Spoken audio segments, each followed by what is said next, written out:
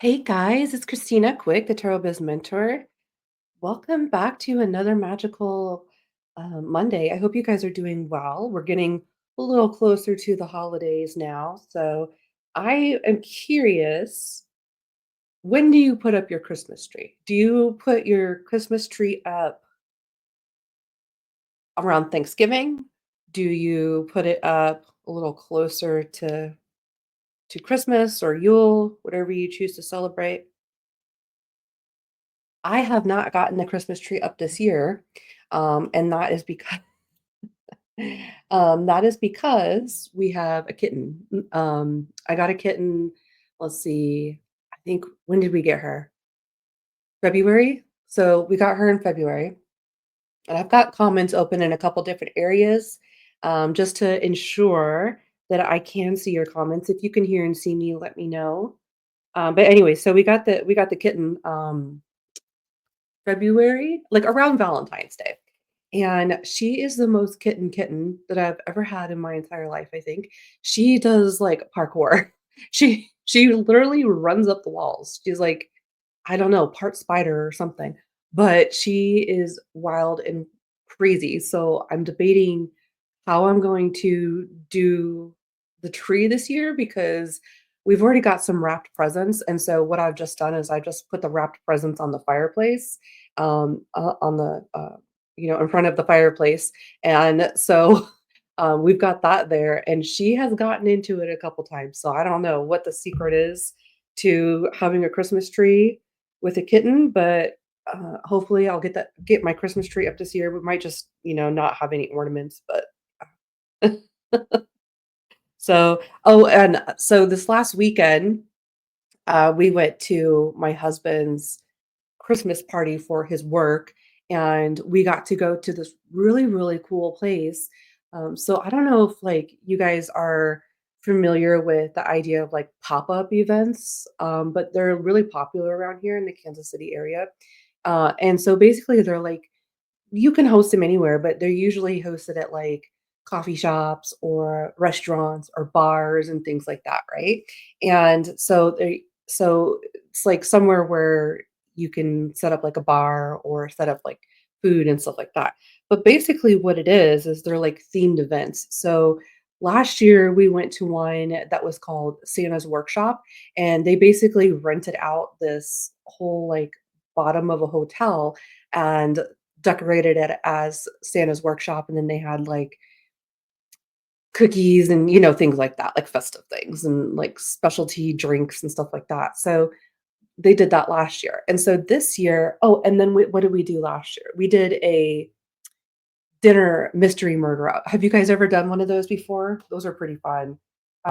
It's basically where it's like dinner theater kind of, where you're having dinner in like this really nice establishment and there's like a murder that happens, and so then like the police are called in and they have to investigate it and like people from the audience.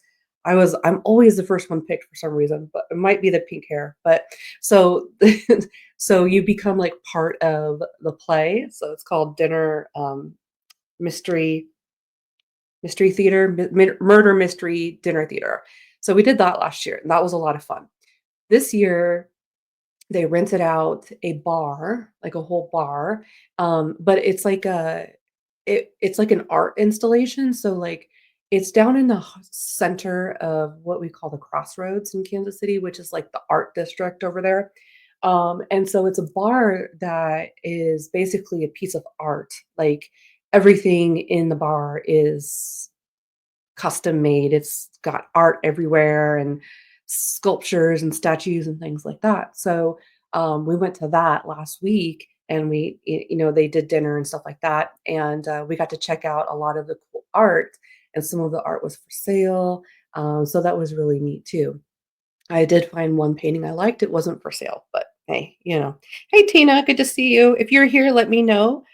Today we are continuing on in our series here, season two, if you can believe it. We're already at season two of the Monday Magic and Marketing podcast, and I'm just really grateful that you guys tune in on Mondays, and that's so much fun for me to be able to get to chat with you guys about these topics.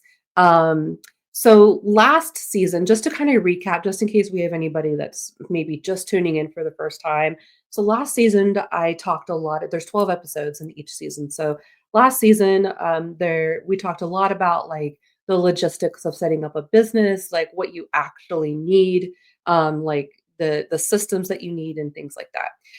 This season, we're focusing more on the energetics, like the mindset, right? And that is so, so important. So, mindset is something that we can get into after we kind of set up all of the logistics side of it. And then the mindset is really, in my opinion, kind of the hardest part because you're kind of learning these lessons as you go. And it really matters to have people in your life, like business coaches, life coaches, other people in your circle that do similar things to you.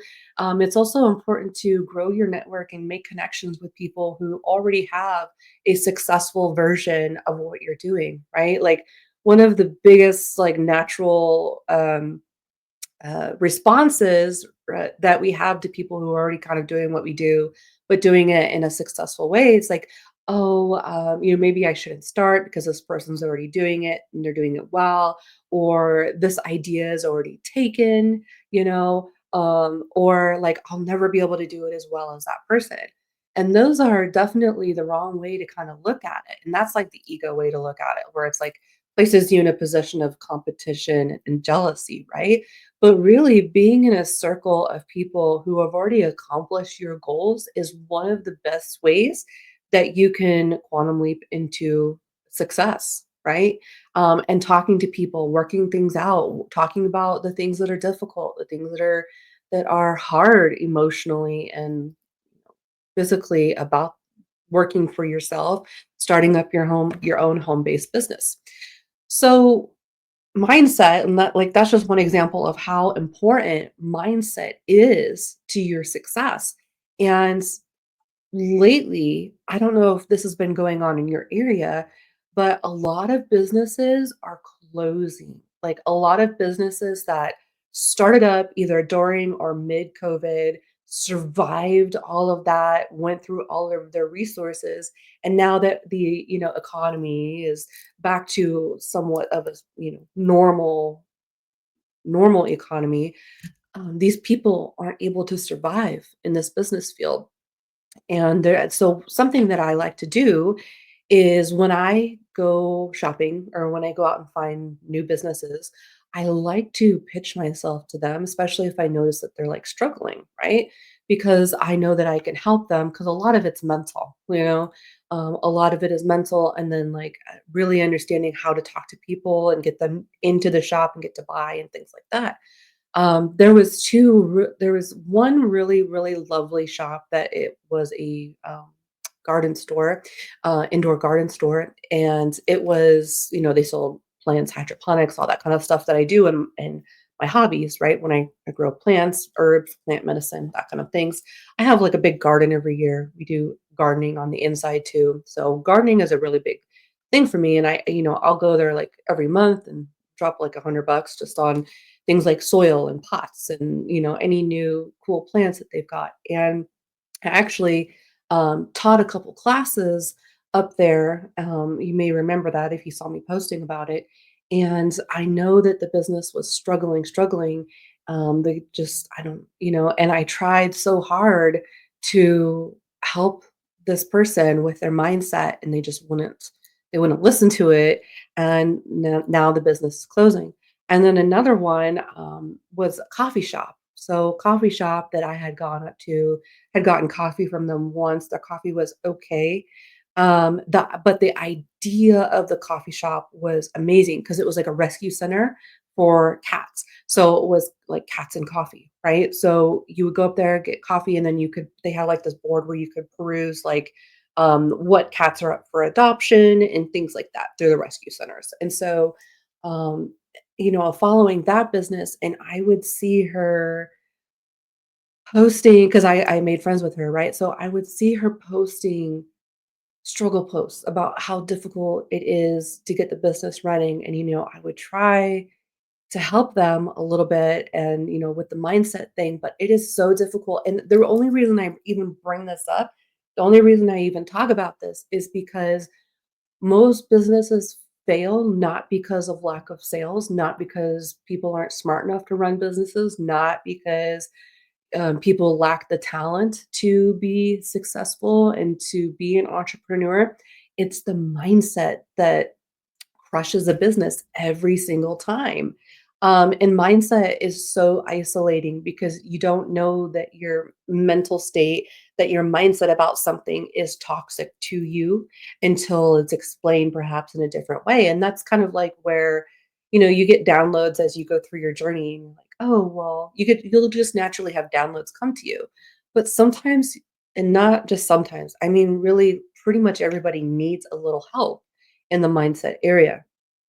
And so, this season particularly, we're talking mindset. And, the last couple episodes that we had, we were talking about how to expand your business, right? And how to expand in your energy and sustain an expansion of your business. And what are some of the mindset things that go along with that? Like, for example, really setting some firm boundaries when it comes to your time and how much time that you're putting out individually with people, learning to recognize who is probably a buyer versus who is not a buyer in the beginning. That can be really difficult to kind of discern, right? And the easiest way to discern that is buyers are asking you questions about your products and services, and people who are not buyers are asking you questions who are trying to basically get free advice, okay?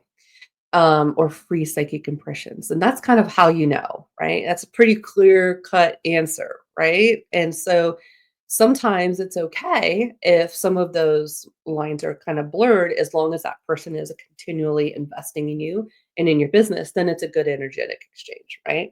So so time things is what we talked about last week, sustaining energy, specifically about running office hours for your business, making sure that you're working smarter, not harder, batch working a lot of your things. So if you're doing like content creation or you're scheduling post out or you're doing YouTube videos or whatever it is, the blog posts, consider to be working in like batch working, where you're sitting down and maybe scheduling out your post for the whole month instead of trying to find that crazy, 10 minutes that you can find in your regular day in order to create that content, right? So figuring out how can I reserve some time for myself and get a lot of things done in a short amount of time versus trying to find little tiny windows of time over the next 30 days that I can sneak some of this content creation in, some of this marketing in, which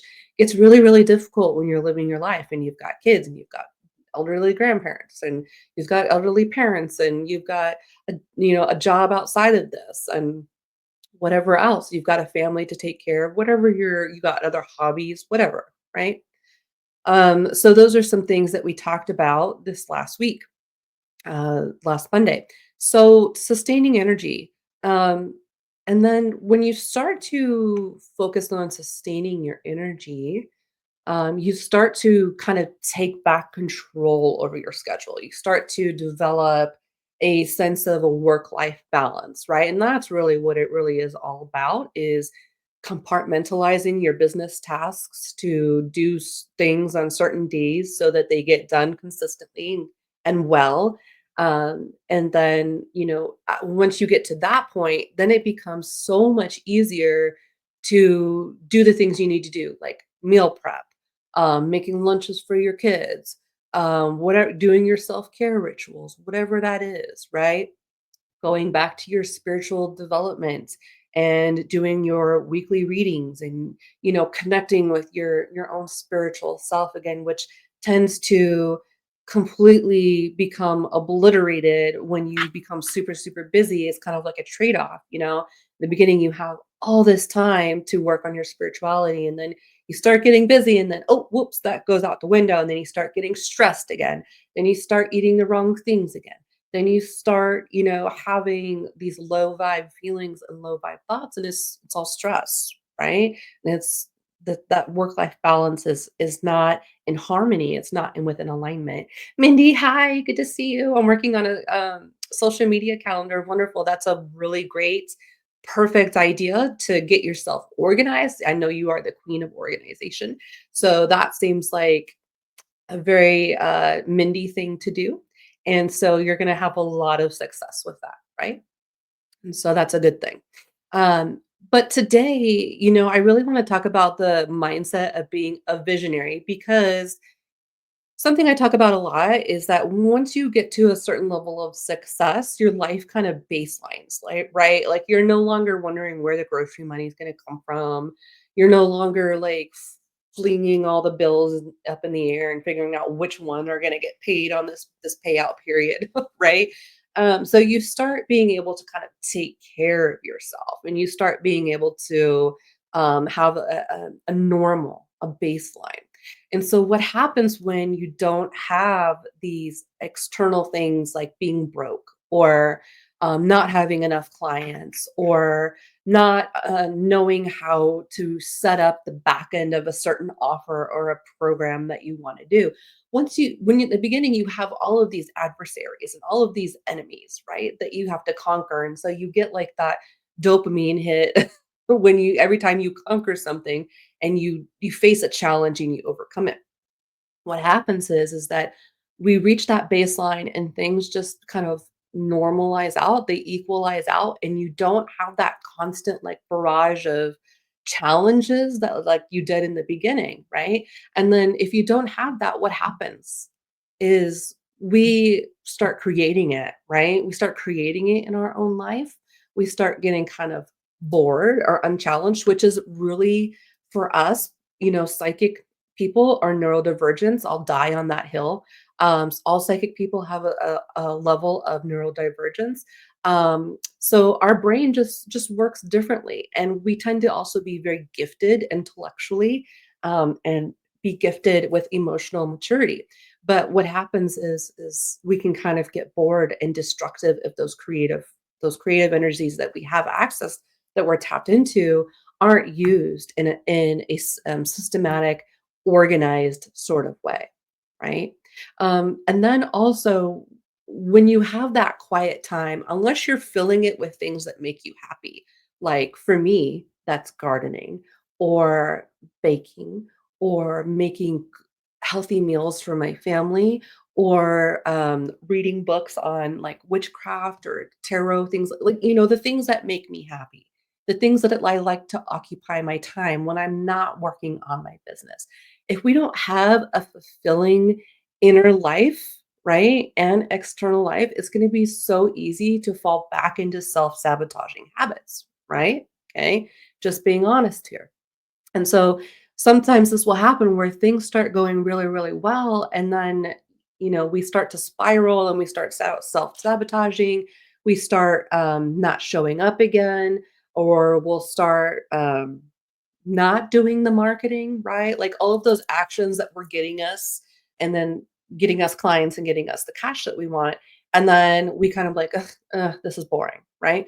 And no matter what, I think all jobs are going to be a job. Like at some point, the super glittery, magical aspects of this career will kind of wear off. And so, what you have to do is you have to find ways to create magic in your life. You have to find ways outside of just your career that align with your career, but help you fulfill yourself in other ways to keep you challenged, to keep you on the path of continuing your spiritual development so that you don't get like super stagnant. And it's okay to like not always be in spiritual mode. Like, I just want to say that too. Like, it's okay to take a break. But where do I buy executive function? Right. So, yeah, there and I'll talk about that too as well. Some things that kind of helped me figure out like switch. So, what Mindy means by executive function is normal people, normal people, they typically 90% of the time are going to wake up in the morning and there is a switch that is flipped. that their brain, it's the best way I can describe it is like their brain turns on, and then they go into, integrative mode where they just start functioning and they start taking care of tasks and things like that. Psychic people, sensitive people, neurodivergent people don't they have a dysfunction with that switch flipping on, okay? And the best way that I can describe it is like being awake, but being asleep, right? And then the days that are psychic sensitive people, that the days that our switch does get flipped, it's like, oh my God, I got 30 days done, 30 days of content done in 2 hours. You're in productivity mode, right? And so that's a serious issue that neurodivergence and psychic people have, is learning how to hack your system in order to get that switch to flip, right? And so a lot of us are like, I know a lot of us feel guilt around that, right? We feel a lot of guilt around that. So some of the things that we can do, how do we hack our executive function? How do we reignite that spark within ourselves? How do we get excited about our business again? And so for me, I have to compartmentally set aside my business life purpose, meaning that I have realized over lots of time and effort that your life purpose is really a conglomeration. It's a mosaic of so many different things. And it's everyone thinks that it's like career, right? But that's your outward expression of your divine life purpose. But there's also your inner expression of your divine life purpose, which could be being a mom. It could be volunteering. It could be working at animal rescues, wherever you are of service, and you would do it whether you get paid or not to do it, right? That's like that is what keeps you inspired in life. That's what keeps you showing up. And so how can we attach that energy, that feeling of doing the things that inspire us, and then translate that? How can we get that to translate over to our business and inspire our business? And I feel like it belongs in this idea of the visionary archetype, of becoming a visionary, right? And so I asked in the Discord earlier. By the way, if you're not in the Discord, we have a free Discord now. The Facebook groups that are free, Psychic Hotline School and the Profitable Psychic Lounge on Facebook, those groups are going to be closing at the end of this month. We have a new Discord. I'm paying for a private Discord for us now. And so what it is you can access basically all of those chat rooms and all of those groups just in one app now. And you can also message me on there. There's also a VIP subscription that I have available. It's like, I want to say it's about $30 a month where you get weekly check-ins with me. You get to ask me questions, things of that nature, right? So if you're not in the Discord, please come on over to the Discord, join us over there. We're slowly moving all of the content and all of the stuff over to the Discord, but go over there and get in that Discord, because on Mondays I post questions, and I post like inspirational thoughts and things like that to kind of help you get back into that energy. But so this morning, so this morning I asked in the Discord, I asked, what does it mean to be a visionary? Like, what do you think it means to be a visionary? And so some people were saying that it means being able to hold a bigger vision for your business. And that's exactly it, right? So we are psychic people. We are not automatically, naturally visionaries. We vision, right? That may be a term that if you come from shamanic core, or if you specialize in clairvoyance and visualization. But it's a similar thing, and not just being able to like visualize, say, an aura, or visualize someone's chakras, or visualize what your online school might look like, or visualize what your business persona might look like, right? But it's like being able to visualize how your business aligns with things that are important to you, And so becomes a vehicle in which you can create your vision, what you feel that you want to see on earth, right?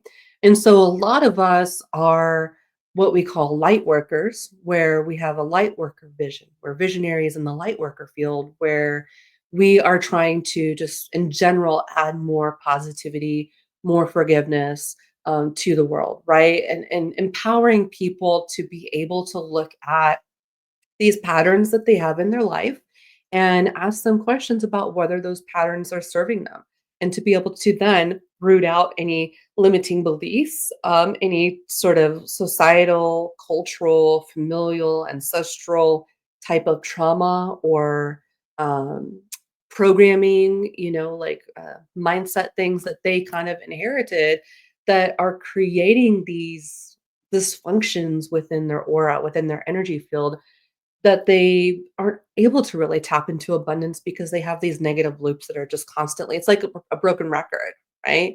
And it's almost kind of like in a way, it's almost kind of like you're haunted, you're possessed by things that don't necessarily belong to you, but were kind of imprinted, projected onto you. You grew up within this framework. And so now, and it may not just be family, it could just be, love and relationships. It's usually a partner, usually a partner that you attract a certain type of partner that you're like, why do I keep attracting this type of person?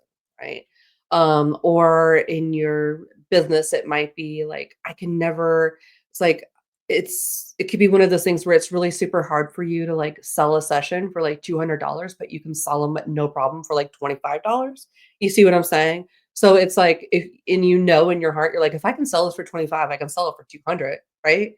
And so you're like, how do I get to that point? How do I close the gap between where I am now and what ultimately I want my business to do in the world? And so how do we, find what it is? How do we find like all of the amazing ways that our business can actually help the world? Because, we say we want to help the world. Okay, but how are we actually doing that? Right.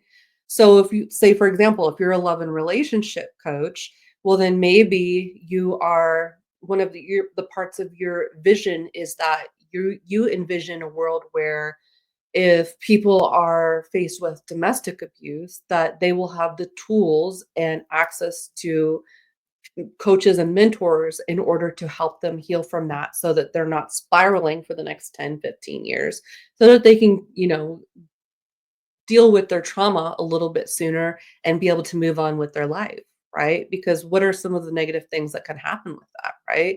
When people are downward spiral, their relationships suffer with everybody else, their health suffers, right? So it doesn't matter like what people's problems are. They all typically kind of go back to this issue of not taking care of oneself, health not being where they want it to be. And that could be physical health, that could be mental health, it could be emotional health, whatever, right? So making negative decisions that kind of just keep them perpetually in this loop. And so that's what a coach does. That's what we do is we intercept people and help them become empowered by that situation and become better with boundaries and better with, the peace that they make with how certain things have kind of unfolded in their life, right? And get them back on track to their most empowered self.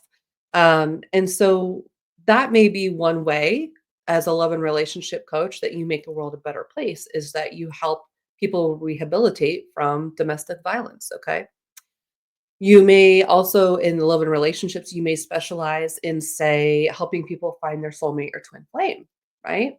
And so, what does that really mean? It means helping people connect with their eternal partners, so that they can become the best version of themselves, right?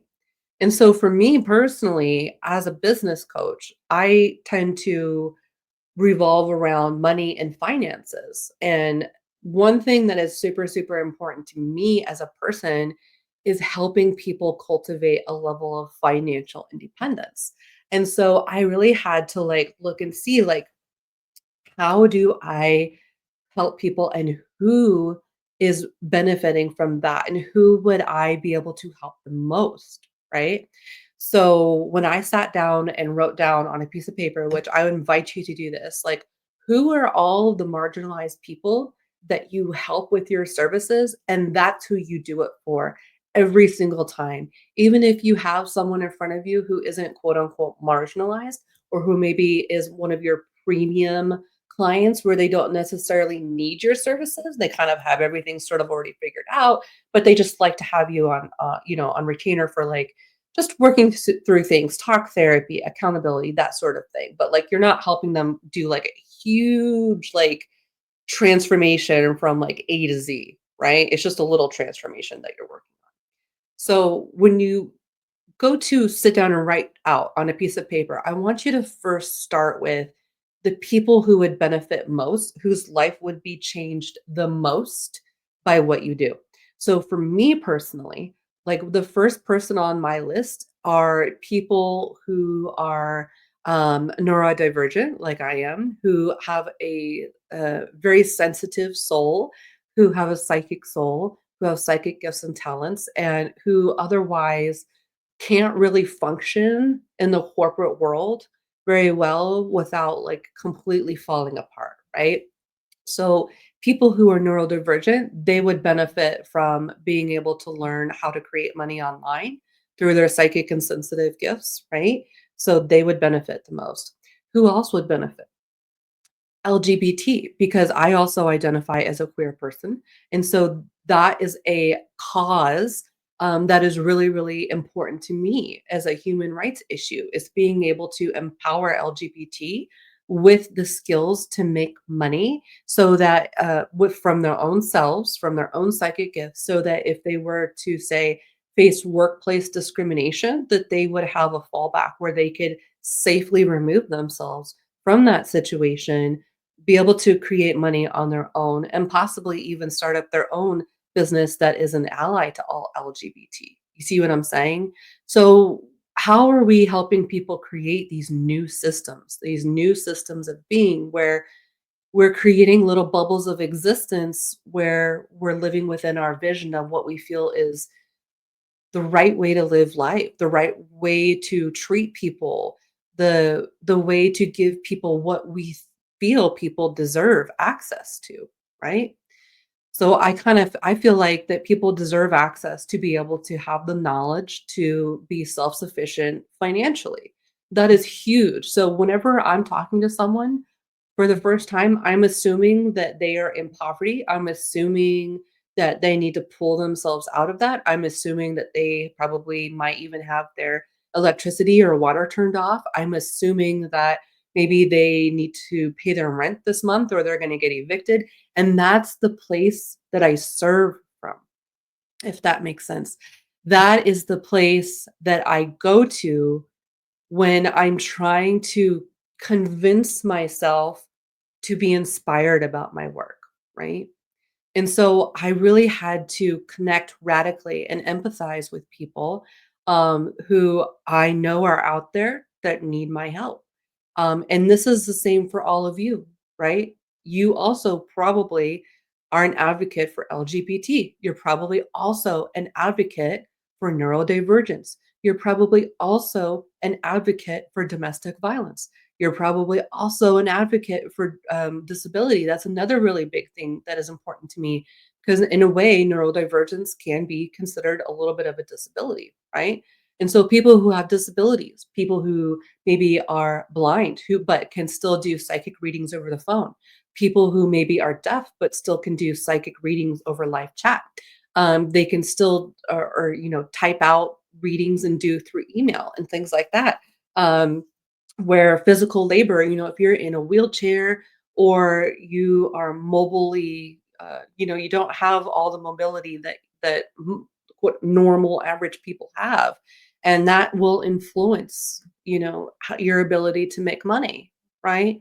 So these are the areas also, and then more intangibly, you know, people in their 20s and 30s who struggled in their 20s, and couldn't figure out how to become financially independent. And So those are all the people that I envision. So when I get up in the morning and I'm like, I'm not feeling all that inspired to say create content, or I'm not feeling all that inspired to go the extra 10 miles, like I used to when it was fresh and new and challenging. And now I'm at a point where it's kind of like, you'll get here too. It's like you get to a point where you just kind of you start coasting.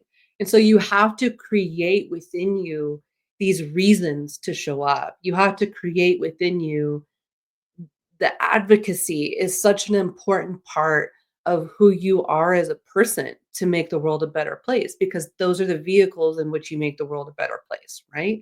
Your business becomes a tool in order to create your vision.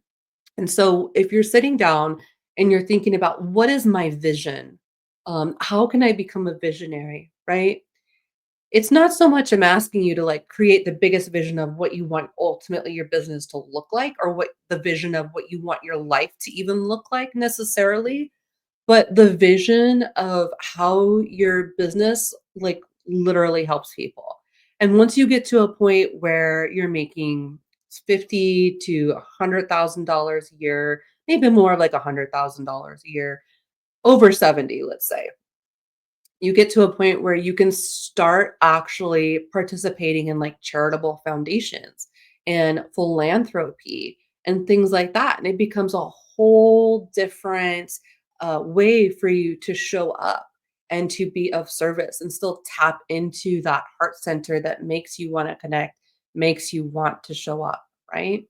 And so then the other aspect of that, the other side of that is being tapped in order to help people according to the vision that you're trying to manifest on earth, but about what people deserve, or about what you feel like you need to create, sort of like it's almost like creating a safe space, right? So I don't know if I don't think I've talked about this yet, but we can't make completely safe spaces. That's just impossible. It just doesn't work. It's just not possible.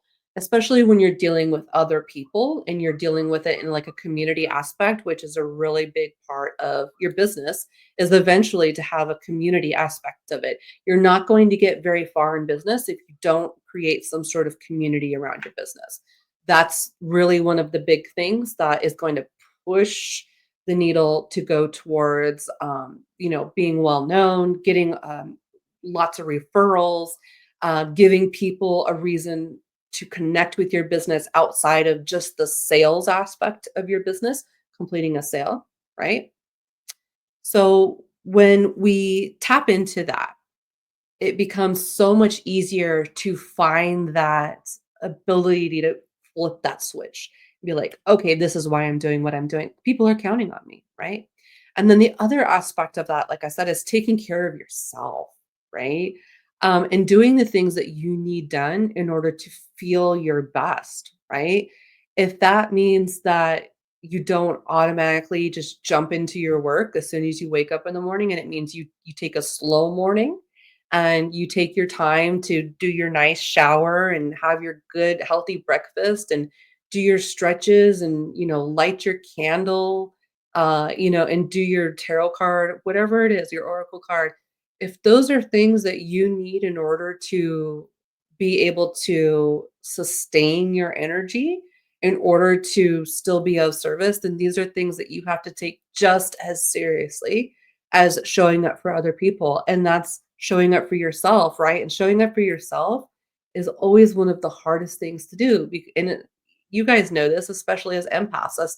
Most of us here are caregiving people, right? We're caregivers. We give care. And so it's always easier to feel like taking care of someone else is more important than taking care of yourself. But then, when we slide into our seat in the morning, busted and broken, and we have no one else to blame but ourselves, it's equally as important, right? Hi, Garrett. Good to see you. Happy birthday, my love. Any tips on creating community as an introvert, socially inept person? Yeah, so one of the core things that you can do is create a community for introverts and for socially awkward people. So that would be part of your branding. that's your ideal client, someone who is also potentially introverted and socially inept, right? And so attracting those kind of people is and then finding common threads that relate to you guys and having like conversation starters about that. Like, for example, if your group is mainly for introverted, highly sensitive people, INFJs, then you'll want to create content around INFJ or being introverted or the challenges around being introverted and socially, at a disadvantage. So your conversation starters could be like, what's the most difficult part of socializing for you? Right? Or what's the most difficult part for you to feel like, you actually belong to a community as introverted? Yeah, as an introverted person, right? And then creating content like on YouTube around being introverted, right? And so you have to figure out like, is it gonna be part of your mission to, like, fix people and make them social and get them out of their bubble and get them, like, out of their shell? Is that gonna be part of your mission? Or is it more gonna be just about creating a safe place for introverted people to connect and discuss topics that might be, important to them, right? So we have to kind of figure out how does that tie into the services that you provide and the products that you sell, right? And how does that tie into that? And so that like bridge between your ideal client and what you do and what you sell, that is like the hard part that you kind of have to figure out. And sometimes it'll take a couple different things to figure out like what is the thing that actually gets people in and gets people kind of like, comfortable with the way that you're kind of talking about your services and talking about your products, you know. So it doesn't really like it doesn't pigeonhole you into like one thing, but just that's how you talk to your ideal demographic, right? You talk about things that you also struggle with and say, this is the spiritual community for for non-social folks. And so then you have to come up with ideas of how to kind of entertain and get those people engaged. And so that's where like the difficult part really kind of comes in. That becomes your vision. Your vision is a place where introverted, highly sensitive people can come in and be with other highly sensitive, introverted people, but also helping them to just thrive as they are. So your community might actually be pretty quiet. And my community is actually pretty quiet too. As far as communities go, it's pretty quiet, because I tend to try my best to market towards really like hyper independent people who really just kind of need me for like a little bit of questioning, a little bit of accountability, maybe a little bit of mindset stuff, right? Like that's just who I am now, like in my business and how I'm expressing myself, right? And so personally, a lot of my people, they're not just people that sit around and chat all day. You know what I'm saying? Like that's not my demographic. My demographic are people who are implementing and maybe just need to check in every little once in a while to get some help. So such a good question and such a good point, Cara, because I think we have this misunderstanding that creating a community means like we constantly have to be on, we constantly have to be entertaining people, and that's not true. You can have a totally quiet community, but as long as there's a community presence and people are in some way, shape, or form making connections, you're providing ways for people to make connections. Your community, a lot of that that interaction might actually happen in Messenger behind closed doors and not actually in like a public forum. You know what I'm saying? So I think it kind of goes back to what is our vision? That always kind of goes back to what have we been told isn't the correct way of being, right? So and how can we work with that and say, actually, no, this is what I do want to see. I do want to see a community that's quiet for for solitary people, and that can exist, and then it can exist, and there can be value in that. So I love that you brought that up because that is such a great topic to talk about how your vision is really your vision.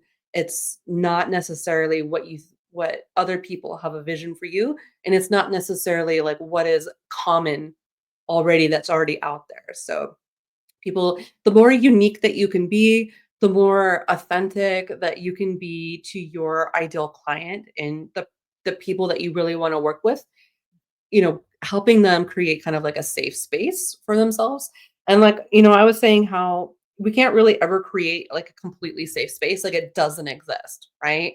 And us as humans, we're fallible. We're not always having the best day, or we're not always tapped into our most highest self. And so even as a coach myself, I'm like, sometimes I'll have conversations and I'll be like a couple days later, I'm like, you know what? Actually, let me go back to that conversation because I think I should have said something this way, or said something a different way, or given them something else that they maybe needed, but I didn't think about it like at the time, right?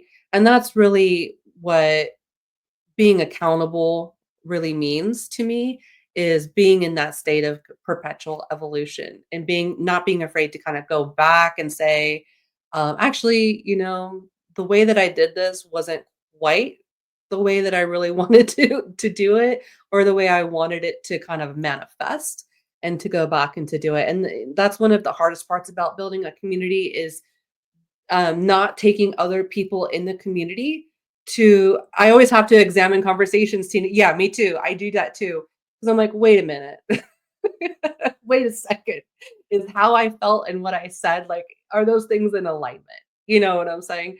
And that's a normal thing. That's totally normal. But that's also what being a visionary is it's hard to be a visionary because you are constantly working on yourself, and you're working on your own mindset and the way that you saw things and the way that you envision them.